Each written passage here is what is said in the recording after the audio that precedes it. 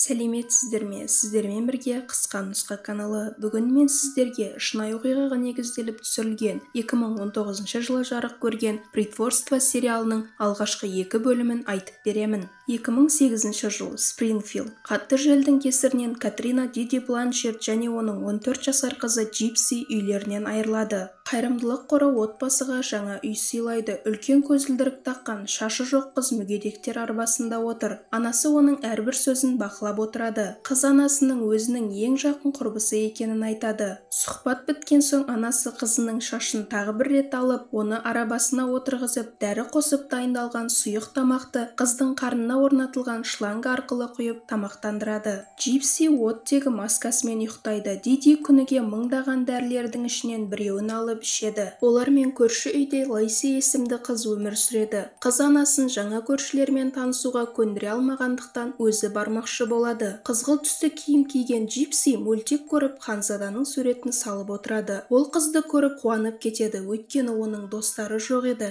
Лейси ауруханаларда ерікті болып жұмыс жасайтын. Кейде олар емделушілерді қуанту үшін бояндырады. Қыз Джипсиді да бояндырғысы келеді. Джипси бірден келіседі. Джипси қыздың жігіті бар екеніне таңданады. Сөйлесу барысында Джипси Дисней ханшайымдары сияқты киінгенді ұнататынын айтады. Мұның барлығын Диди сырттай бақылап тұр. Қызға боянған түрі қатты ұнайды, бірақ анасы сулы тряпканы беріп бетін сүртіп тастауын бұйырады. Қыз жылап отырып бетін сүртеді. Джипси теңдестері сияқты өмір сүргісі келетін, бірақ анасы оған рұқсат бермейді. Келесі күні Диди қызымен бірге аулада Лейсидің жігітін көреді. Лейсидің анасының есімі Мел, ал қасындағы көршісінің есімі Челли болатын. Диди көршілеріне қызының жақ асты безінің алынғанын, жүрегінде шум анықталғанын, анемия және де тағы басқа ауруларының бар екенін айтады. Дидидің айтуынша қыз өздігінен жүре алмайды. Лейси көршісіне кола ұсынады. Мұны көре сала Диди қыздың қантқа аллергиясы бар дейді. Үйде Диди қызына бір түйір қанттың өзі қандай салдарға алып баратынын түсіндіреді. Содан кейін Диди қызын сауда үйіне алып келеді.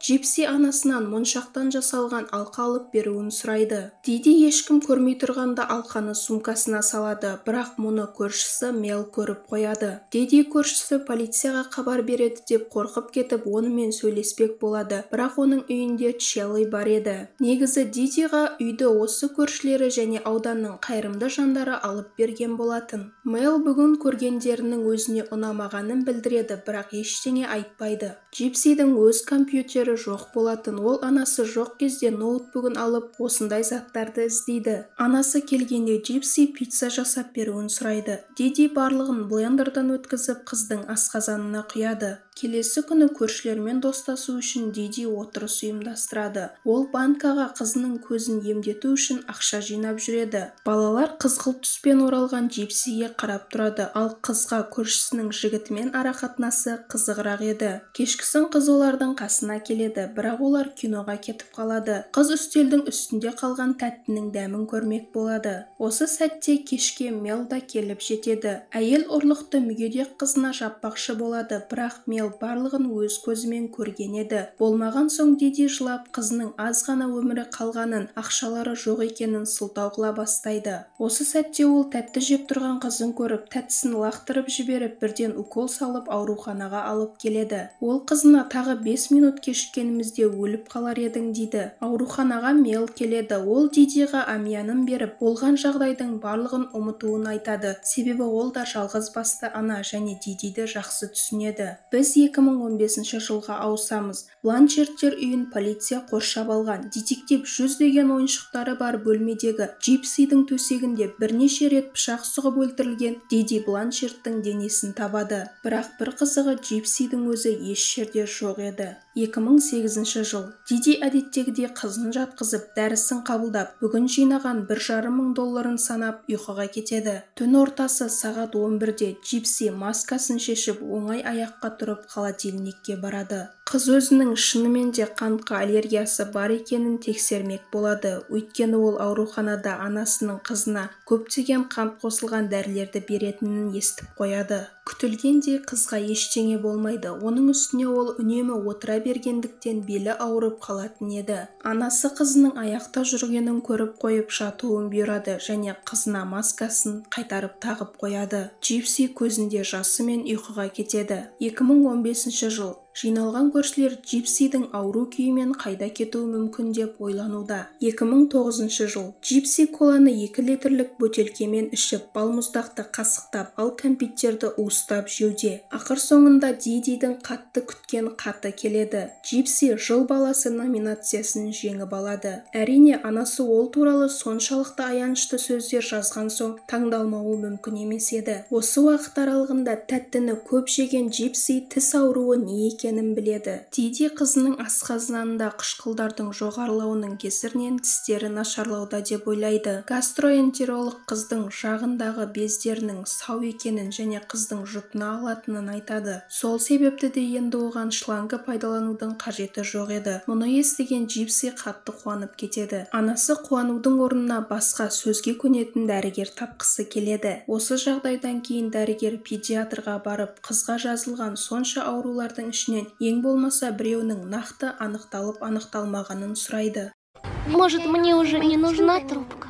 Полиция қызметкерлері денені қарап жатқанда көршілері Дидиді кімнің өлтіруі мүмкін екенін ойланып отырады. Тісін тазалап жатқанда Джипсидің бір түсі түсіп қалады. Ол қатты қорқып кетеді. Таң атады. Таң атысымен Диди 7 түрлі дәрі қосылып дайындалған сұйықтықты қызының асқазанына құяды. Ал қызы болса терезеден көрші қыздарға қызығып қарап отырады. Мұны көрген анасы қызды алып көршісінің үйіне келеді. Джипси Лейсидің бөлмесіне келгенде құрбыларынан бөлек бір иттің бар екенін көріп қатты қуанып кетеді. Қыздар Джипсидің тістерінің қатты жаман болып кеткенін көріп таң қалады. Осыдан кейін Джипси өзінің анасынан тығылып тәттілер жеп жүргенін мойындайды. Және де ол анасының мұның барлығын біліп қоюынан қорқатын еді. Дәрігер Лакшми Шандра Джипсидің педиатрларының барлығына біреу-біреу звондап қыздың шынымен жағдайы қалай екенін білуге тырысуда. Бланчерлердің үйіне әлеуметтік қызметкер келеді. Мұны көріп қорқып кеткен Диди қызының ұйқысын келтіру үшін оған ащы дәрі береді. Әлеуметтік қызметкер қызға қауіп төніп тұруы мүмкін деп шағымданған бір адамның шағымы бойынша тексеруге келеді. Қызметкер жағдайын айтып, жылай беретін әйелге назар аудармай үйді мұқият қарап шығады. Диди Джипсиді алып келді. Қызға дәрі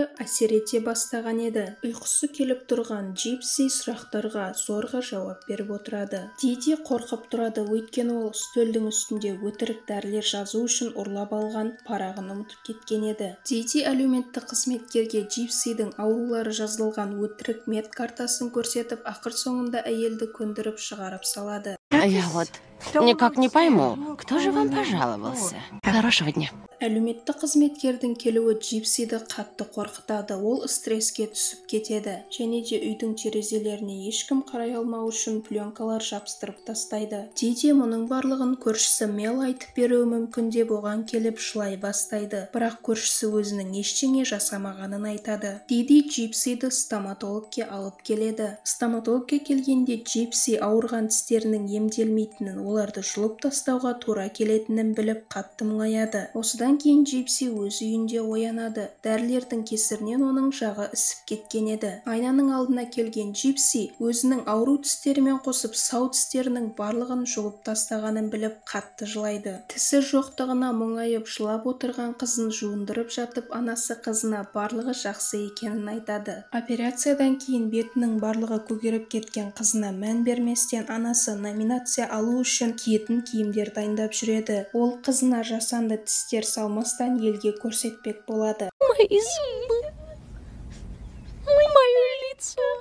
Дәрігер Чандра Дидиге хабарласады. Ол Джипсиді мамандарға көрсету үшін қызбен кездескісі келеді. Диди тісі мен шашынан айырылған қызының басына бантик жабыстырып қояды. Сахнаға шықпастан алдын Джипси анасынан сыйлық алады. Бұл жасанды тістер еді. Джипси анасының тісті беретін болса, осынша уақыт неге оны қинағанын түсінбейді. Сахнаға шыққан Джипсиге 2009 жылдың жыл баласы болғаны үшін сыйлық табысталады. Сыйлық көлемі көлемі де аз емес, $5000 еді. Қолына микрофонды алып, Джипси махаббат туралы ән айта бастайды. Анасы да оған қосылады. Бланчеттер дәрігер Чандраның қаралуына келеді. Джипси дәрігермен жалғыз қалады. Жалғыз қалған кезде дәрігер қызға оның қантқа аллергиясы жоқ екенін айтып, Кока-кола ішуге ұсынады. Сонымен қатар ол қызға оның басқа ауруларының да жоқ болып шығуы мүмкін екенін айтады. Осыдан кейін дәрігер қыздың қарнындағы шланганы ауыстырып береді. 2015 жыл. Лейси анасына және полиция қызметкерлеріне Джипсидің Фейсбукта құпия аккаунты бар екенін айтады. Соның көмегімен ол көптеген достар тапқанын, тіпті өзіне жігіт тауып алғанын айтады. Джипси тағы бір керексіз ойыншықты төсегінің үстіне қойып қояды. Енді ол анасымен сөйлескісі келмейді және де есікті жауып алады.